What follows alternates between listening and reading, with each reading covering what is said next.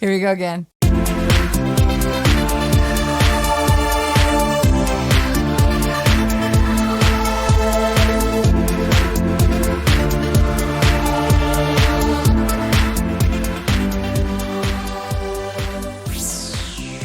Why are you using all caps? Are you screaming at me? It's hard to communicate about a relationship if you can't even agree what the words are. Like there are 50 other tables and this person chose to sit right next to you. And now I'm putting a period, so you don't think I'm crazy.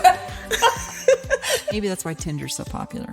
I can't not do nonverbal communication, Betsy. Look at you gesturing wildly right now. Why are you using all caps? Are you screaming at me? We don't ever believe words because actions speak louder than words. Oh, man. Doesn't that make you just want to reach across, grab that finger, and snap it off? They're aware. They just don't want to be. Hey, it's Dr. B. And Mandy Johnson. And this is episode 4, season 2. It's not human sexuality. Welcome. So, episode 4, season 2, right? This is all about relationships. Good, bad, the ugly, right? And so now we're going to talk about communication, rules of engagement, that sort of thing. What we do wrong, what we do right, giving you some advice. Hopefully, if you've been listening, and you have been, right, you've seen some of these things that have been helpful. Some of the things like, yeah, this doesn't work for me, and that's cool. You can just, advice is kind of like sand in your hand, right? Some of it you just let filter on through, and the other you just hold on tight. You could make a castle out of it. Absolutely. So, but now we're talking about rules of engagement, communication, that kind of thing. But it takes me back to a day or when my kiddos were in high school, and my son was talking to me about the rules of engagement, right, about high school kids. And I said, well, what are you talking about? He said, let me break it down for you, Mom. He said, it starts out with hanging out. And I said, so hanging out and going out aren't the same thing? And he's like, no, they're different. I'm trying to explain to you. So now just listen. And I'm like, okay, got it. So hanging out is you hanging out, right? You're just might be with a group of people hanging out. And you're kind of hanging out with this group of people because you want to get to know a particular person in this group that you're hanging out with, right? But you're not really want to be obvious about it. And you certainly don't want to isolate it out. So you just are hanging out. And I said, well, then you can be going out? And he goes, yeah. So you're dating. He goes, no, going out and dating are different things. I said, so we've got hanging out, going out, but going out. It's not dating. And it's not hanging out. Mm-mm. So hanging out and going out are two different things. And going out and dating are two different things. And I'm like, so what's going out? And he says, well, going out is like, I don't know, is when you're hanging out, maybe. But you go outside together. Yeah, right. So you're seen together as two people maybe sometimes. But in a group, kind of, right? So you're just kind of going out, but you're not dating. And I said, well, then what's dating? Well, dating is when hanging out and going out progresses to, like having a boyfriend or a girlfriend. Or you go to a movie, or you go out to dinner, and you might look up across the menu and say, what are you going to order? Okay, that's dating. So see, like in my day, it wasn't that complicated. It was just like you're dating or you're not. Right? It's funny to me because, even back in my day, dating, you could be dating more than one person at the same time. And there was nothing wrong with that because dating was slightly casual. Like you're just getting to know each other. It's kind of like what they think of as going out, I suppose. And it's not terribly unheard of for people to date more than one person at a time as you're trying to get to know them. But not for now. Dating is way more serious than that. And you wouldn't date more than one person at a time because that's a different level than going out. Right. And definitely much higher than hanging out. Absolutely. Right. See, we did that all at once. We just hung out, we dated, and And we dated by going out. Exactly. Oh, that's it. Exactly. We dated by going out, like skiing, hiking, dinner, and a movie. But now dating is like that. Right. And I'm thinking, how sad, how hard. Like, you have to have a flow sheet, and a checklist, Excel spreadsheet. No wonder they have to learn it in school, right? Because you're like, where am I? It's hard to communicate about a relationship if you can't even, if you don't even agree what the words are. Right. So then I said, okay. And then he goes, but there's something else. There's more. And I said, what is it? And he goes, well, there's hooking up. And I said, well, I kind of know what that is. He goes, right. So we know what hooking up is, old term, booty call, et cetera, right? And I said, So yeah, that still takes place, all ages, all demographics, we've got the hooking up. And he goes, yes, but there's one more stage. And I go, what's that? And he goes, well, it's what we call the WTF or the WTH or the wow factor. And I go, what's that? And he goes, well, that's when hooking up turns into hanging out. And we all know what happens when you hang out. and then that's the surprise factor. I didn't know I would like you. Right. And I thought, well, that's not such a bad thing. Maybe that's why Tinder's so popular. Maybe. Right. So now we take it and we advance it even more, right? This rules of engagement. I hate that there are rules of engagement. You have to have some common language to be able to communicate about what's going on, though.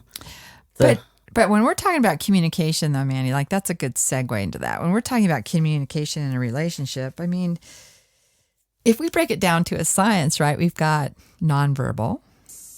Huge. You just nodded your head. See, you just nodded your head. Our listeners couldn't hear that. That was a nonverbal communication. Okay. But I got it. You nodded. Did. You nodded. Now, see the difference. If I say you nodded your head, everybody knows that was a yes. Right. But if I said you shook your head, everybody knew that would be a no, right? Because we nod yes and we shake no, yes. Right? Okay. So right there, that nonverbal communication right there told me yes. Right, you agree with me, but our listeners, could not see that. No, so that's nonverbal. So obviously, when we're recording this podcast, we cannot do nonverbal communication. I can't not do nonverbal communication, Betsy. Look at you gesturing wildly right now. Yeah, I do. I talk with my hands, right? So there's verbal and there's nonverbal. Right. So I think when we're starting to get into this discussion about nonverbal communication, and obviously we're speaking from a point of reference, right? And that point of reference for us is the United States. Yeah, it's important to realize that nonverbal communication is different depending on where you go and what gestures are, what they mean, or how we use them, what the spacing that people have. Sure. It can be different countries, different cultures. And so right now we're speaking from the reference of what we know here in the United States. So let's talk about verbal, because that's kind of obvious. Well, this one, I think it's sort of obvious, but I think it confuses a lot of people because verbal is any communication with words. And so even when you're not face to face, even when you're texting or you're writing a letter or you're writing an email, that's still verbal communication. Yeah. But a lot of people don't realize it is, because I think a misconception for a lot of people is that verbal communication actually involves speaking those words. Right. So your mouth to my ear. Right. And that's an excellent point, because in verbal communication, if we break it down, especially in texting or email or IMing or Facebook Messenger or posting something, this is that, right? And it can be misinterpreted, even though we consider it verbal. Right? It's constantly misinterpreted when you don't have the body language context. You don't have the visual cues. You can't see my wild gesticulating over here to help understand the words I'm trying to say. Or if you know if that person's being serious, yeah. Right? Like, are you serious? Or why did you say that? You're like, why are you using all caps? Are you screaming at me? And you're like, no, I just had it on caps. I was lazy, or, I just like to type in all caps. I had a friend who always texted or emailed or whatever in all caps. And every time I opened up his emails, I just felt like he was screaming at me. Hey, how are you? How's it going? I'm thinking, whoa, tone it down. And then you have people who never use caps. They're like, hey, how's it going? And that's always how I interpret that. Or use run-on sentences. And you're reading. Or the people that have 17 exclamation points in the one email. Have you seen that? Yeah, that's that so meme. Funny. That's really funny. One exclamation point says blah, blah, blah. Yeah. And now I'm putting a period, so you don't think I'm crazy. That's so real. I'm guilty of that. Oh, me too. All right. I'm very excited and I'm friendly, so here's a bunch of exclamation points. Right. Cue sad face. Okay. Right. Stuff like that. But again, it can still be misinterpreted, especially if you misspell a word or autocorrect. Oh, autocorrect is the worst. It is. And people are like, what is that? What is she trying to say there? That? Like, what was that? I tell my students that the electronic communication is so easily misinterpreted. That's why we came up with emojis, is because we, electronically had to figure out a way to make our facial expressions known while we're typing out a bunch of words to somebody. So we came up with a bunch of these emojis that we can't even all agree on what they mean. I know. And yet that's still verbal communication. Absolutely. And so, but if we're talking about nonverbal communication, it can only occur in the presence of the person you're talking to. You have to be in the same room. Right. Or video chatting, I suppose. Sure. Okay. But the point is vicinity of visual, right? Yes. Okay. So that's really important. And so when we talk about that nonverbal component, we can actually break this kind of down scientifically, right? And when we look at that, one of the things that we talk about with nonverbal are facial expressions. And it has to be said that nonverbal communication is so stinking important. Yes. I mean, when you're in the same room with somebody, if their verbal communication and nonverbal communication don't match, they have a sad look on their face, but they tell you they're fine. We don't ever believe words because actions speak louder than words. So we believe nonverbal communication. And a lot of people are like, I don't know why people always think I'm mad or whatever, because they don't realize the nonverbal communication they're sending off with things like facial expressions. Right. So when you're getting to know somebody, and remember we're talking about the rules of engagement. If you're starting a new relationship, or you'd like to be in a relationship, or you're trying to meet somebody to be in a relationship, and then so the proximity to that person and communicating nonverbally is really important because they start to learn more about you with respect to your idiosyncrasies, and I used to use the word quirks, but there's nothing wrong with being quirky. That's part of your fingerprint, right? Yeah. That's part of your personality. And so when we talk about that, one of the things are facial expressions, right? And so a lot of people look at me and go, so you didn't like what I just said, right? And I'm thinking, wow, that's not what I'm thinking at all. And this just happened right over the holidays. And my son said, so that didn't go over well. And I said, no, that's not what I'm thinking at all. I'm just trying to process to come up with where you're going. It's just a lot. I don't even know what we were talking about. It wasn't important. But the point was he was looking at my face thinking that was not a good thing. Whereas really, maybe internally, I was just trying not to pass gas or something. You don't really know. You don't know what that's your facial expressions. But a lot of times your facial expressions can be spot on. Oh, yeah. There's a meme going around right now that says something to the effect of like, I need to teach my facial expressions to turn on their inside voice, Yeah. But so facial expressions can be confirming. They can show shock or awe, like the raised eyebrow or the one eyebrow raised, which is kind of the parental, like, what was that? They can have what we call the resting bitch face, right? Absolutely. Where this is my smile, right? And so, but that's an important thing to know about people that you are around or that you're engaging with, or you're developing a relationship, is their facial expressions. Well, I think it's just as important to know your own and realize what's going on your face, because maybe you are expressing boredom without realizing it. And maybe you're getting on that first date or going out or whatever that is, and you guys go out and they think you're bored because that's what your facial expression reads, and you're just nervous or you're just scared, or you have no idea that what your face is saying to them. So I think it's important to check in with yourself and maybe get to know your own facial expressions. I know a lot of girls who in high school who have the resting bitch face, but they don't realize it. And then they wonder why everybody's always like, "Are you mad? You seem so mad." And they're like, "I don't know why everybody thinks I'm mad." I'm like, it's just a suggestion to look in the mirror. Yeah. And see what you look like when you're not smiling. Yeah. Yeah. Hey, can I interject real quick? Yeah. Are you prepared at all, or would you mind talking about the sexism surrounding resting bitch face and how, men don't get that. Men look stoic or tough or just quiet or, yeah, I don't even know where resting bitch face came from, but and really what it does is it to me, it is an amplification of what we call the parentheses around the mouth, right? That's where that comes from. And so in older women, right, if someone said you had resting bitch face, we'd be like, what? But yeah, we can address that. Yeah. I mean, in all honesty, men can have resting bitch face. But they don't get called on it the same way women do. Well, one of the physicians I used to work for, he always looked very stern, right? Maybe what we would call resting bitch face for him. And finally, somebody just posted this large picture of a bald eagle, and below it said, "I am smiling." And I thought, and he had that in his office.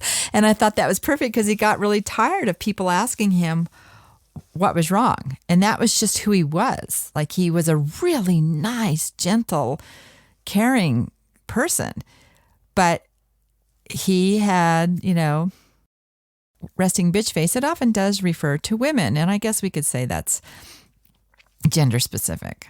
And if you want to know more about gender stereotypes, gender language, you can refer back to season 1, episode 3. Okay, so facial expressions, right? Yeah. And now gestures. Oh yeah, gestures are my thing for sure. And I know you are a gesturer as well. One. I know. I sometimes when I talk about gestures in class, because I talk about communication as well, and one of the things I tell the kids is that I'm gonna challenge myself right now to go the rest of the class period with my hands behind my back and not gesture at all. And it only takes me about 20 to 30 seconds before I trip over my words. I can't think of what I'm trying to say, and I cannot lecture or talk. And they start laughing and laughing. I'm like, but I talk with my hands, and when you take them away from me, I can no longer words.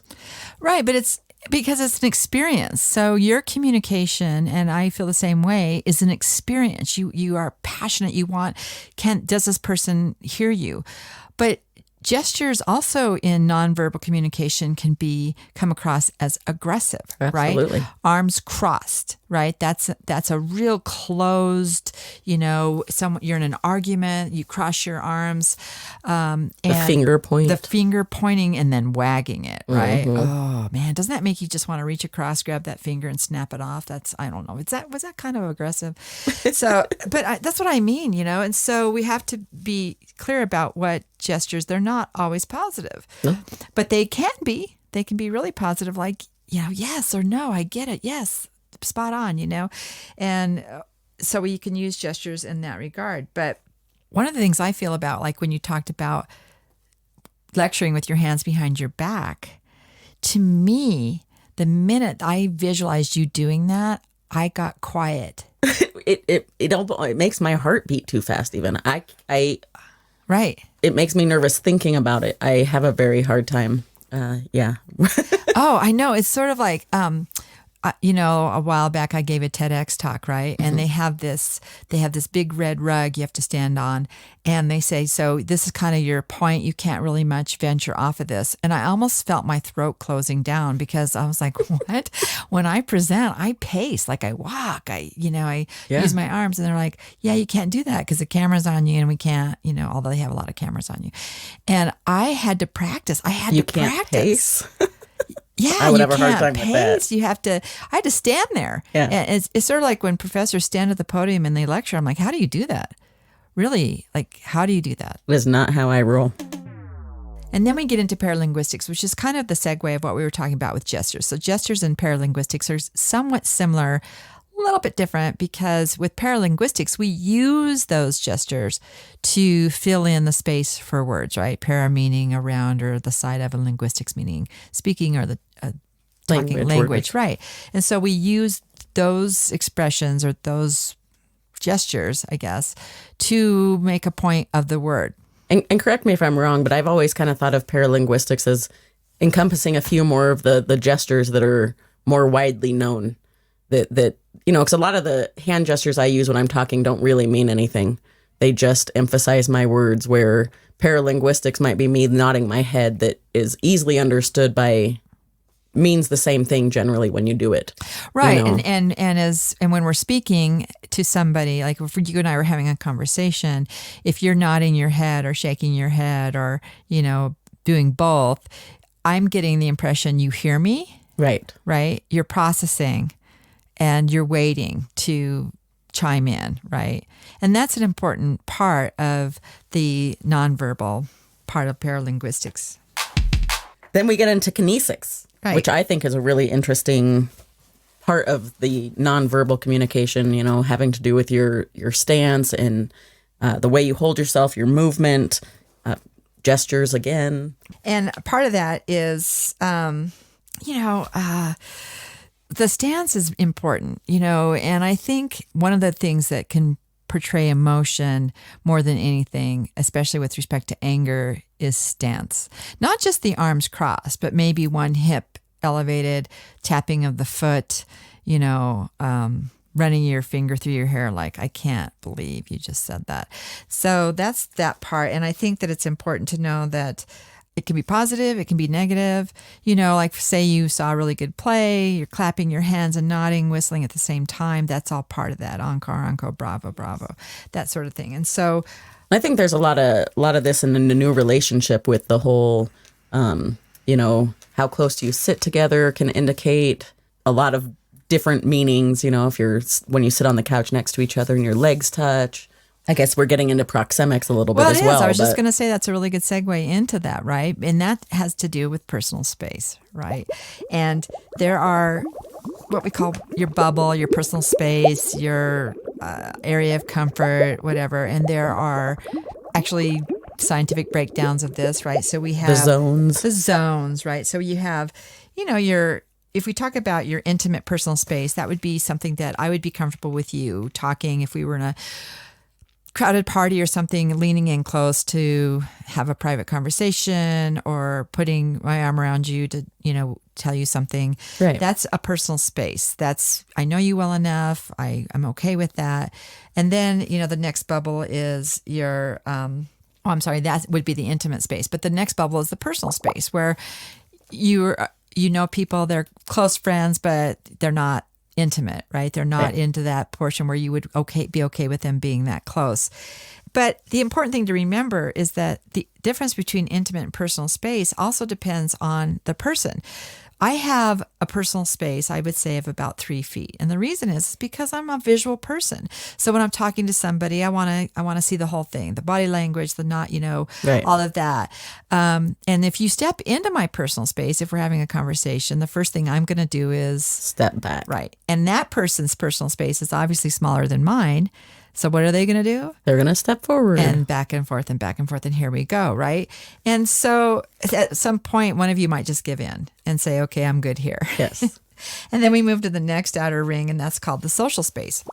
I describe the social space to my students as the distance that people stand apart from each other in an elevator when they can.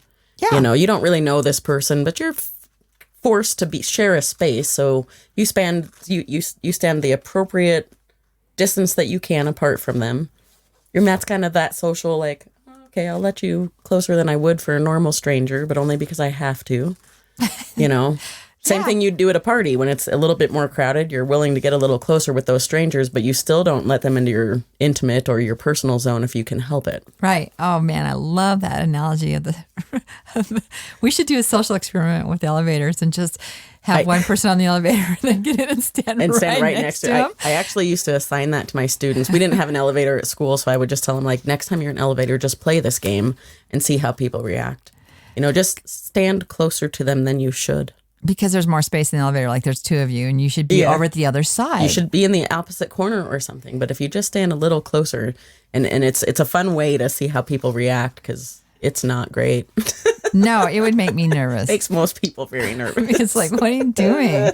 This is not okay. Oh, the same thing works if you sit at the same cafeteria table as somebody who's like sitting alone at school. And you just go sit right next to them, even though the whole table is empty. Yeah. You know, and they're like, what are you doing? Isn't that kind of true, though? Especially like you're like there are 50 other tables and this person chose to sit right next to you. Proxemics. It works in every situation. Yeah, there you go. All right. My favorite, eye gaze. Oh, eyes and the window to the soul. Yes. You know, an eye gaze can bring a person across the room. Yes, it can. Right? We've seen it in every movie. And movies never lie. But, you know, you have to be careful about eye gaze, right? Because eye gaze can, you know, be a way of flirting. Yeah. You know, you're sitting in a coffee shop. Maybe you're looking at your phone. In my day, it was a newspaper. So you were looking down. You might look up over it, catch somebody's eye, and then kind of give them that, oh, you just gave me that nod and that wink. Yeah, there you go. And then, you know, then you look back down and then up. And then maybe you do it enough that it might compel you or the other person to walk over to you. But you have to be careful about the outcome, right? Because they might walk over and say, hey, I couldn't, you know, help but see that you were staring at me. And they might go, yeah, did you know you have a piece of food like right here in your... I was looking at that giant piece of kale hanging out of your teeth. So you have to be careful about eye gaze. But I think eye gaze, the other way you need to be careful is, you know, sometimes you're just zoning. and you're just zoned, but from across the room, it definitely looks like you're staring in that person's eye. And then all of a sudden you catch your eye and you're like, oh, sorry. Yeah. Oh, wasn't staring at you, I swear. If you hold somebody's eyes too long, then you come off creepy. If you don't hold their eyes long enough, you can come off as creepy or untrustworthy. Or skittish. There's that perfect balance of looking somebody in the eye and the right gaze and all of that. Well, what is that balance? It's a good question. You only have to know it when you're doing it. I read somewhere way long time ago that there was some kind of proper technique that involved 5 to 10 seconds of looking somebody in the eye and then a glance away. And then go back 5 to 10 seconds and then a glance away. And if you don't glance away, you're going to look creepy. And if you glance away too often or don't hold their eye gaze long enough, then you're going to come off untrustworthy. Or uninterested? Or, yeah. Definitely uninterested. I see that one a lot, uninterested. That's taking it personally for sure. So that leaves us with the last one, which is haptics, which is touch. All right. Touch is touchy.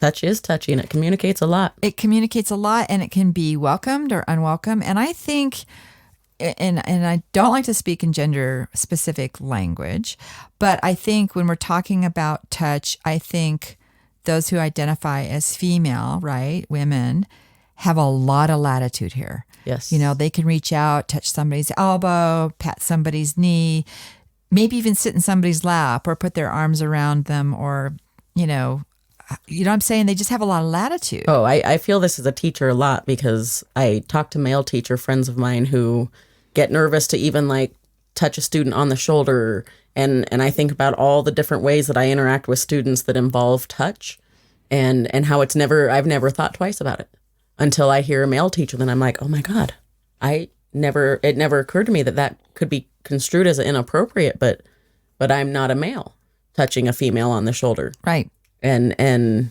yeah, I would agree that there's some latitude depending on the gender. Right. So like, let's say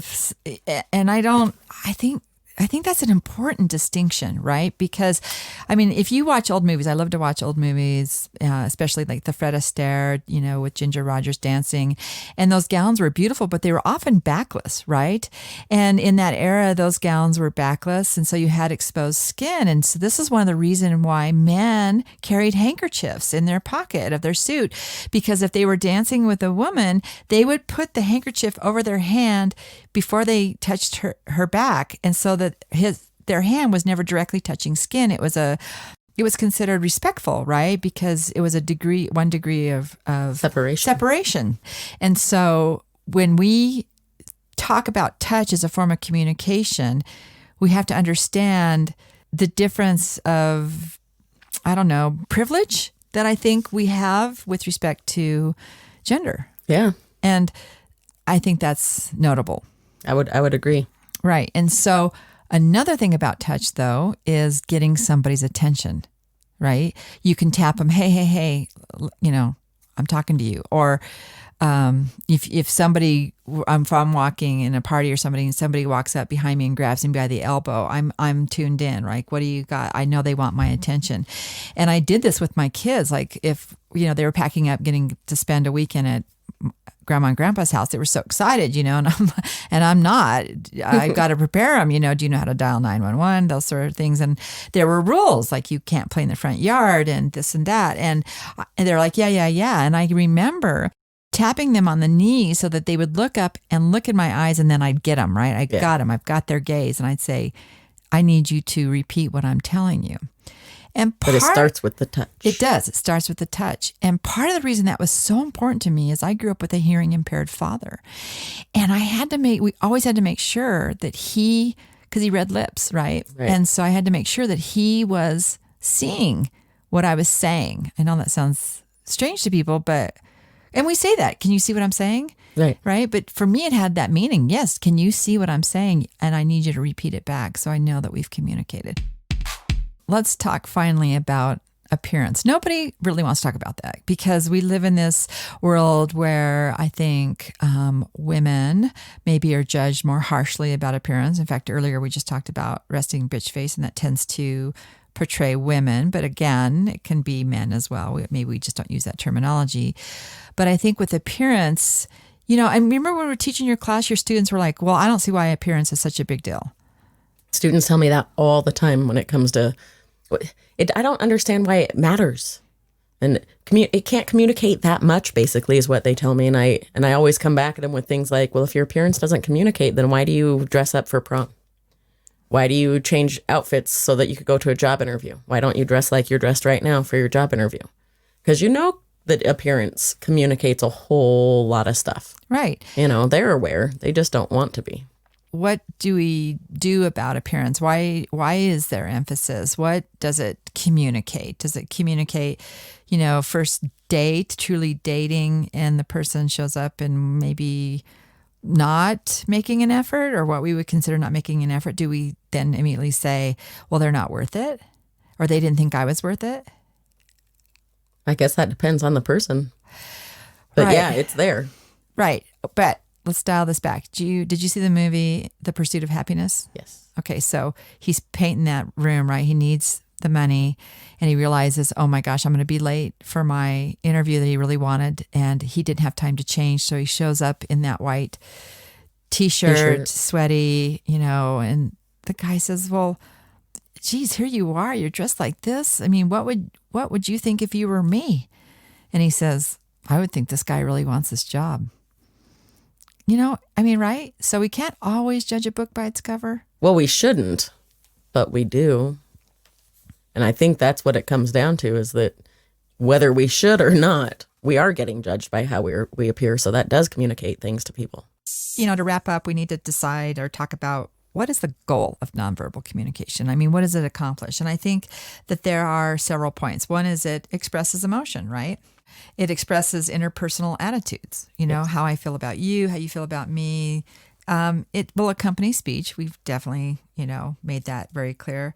And it's part of your self-presentation, right? Part of your personality. Everybody knows you're going to talk with your hands. Everybody knows I'm going to talk with my hands. And there are some people that don't, right? But it doesn't necessarily mean they're not good at communicating. It's just part of their personality and how they do that. And so I think that that's an important distinction when we're talking about communication. Yeah, nonverbal communication definitely tells a lot of people about who you are.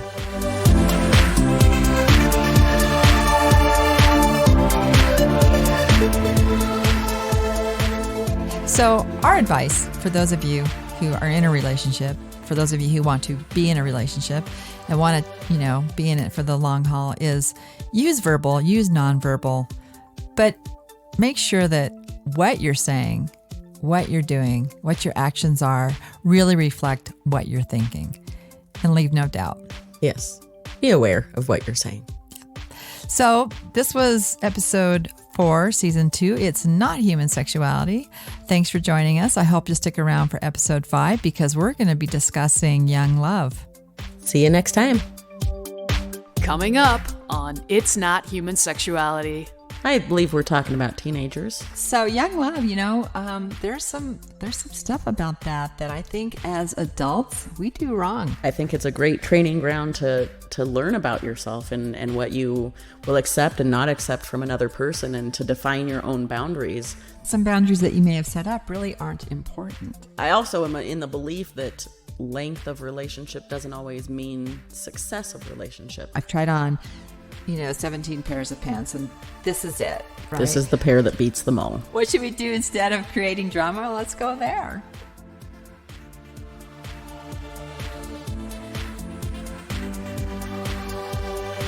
It's Not Human Sexuality content is created by reproductive biologist Dr. Betsy Cairo and human sexuality education teacher Mandy Johnson.